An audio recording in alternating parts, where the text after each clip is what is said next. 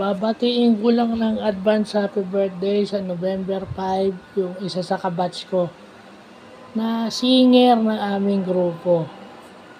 Kumbaga kung may mga kaklase akong madiskarte, isa to sa mga madiskarteng taong kilala ko. Actually, believe din ako sa'yo dahil nakaya mong mag-thesis mag-isa. Actually, ngayon ko lang aaminin na ikaw yung model ko bakit nakaya ko mag-thesis ng edu at kaya kong mag-thesis kaya kong mag-case study ng MBM o ng MBA nang ako lang mag-isa na wala akong kagrupo. Isa ka dun sa mga tinignan ko.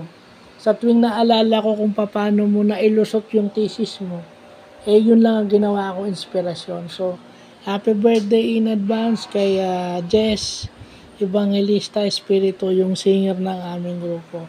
Nawa pagpalain ka pa at sana maging blessing ka pa sa ibang mga tao. So, happy birthday in advance. More birthdays to come and God bless.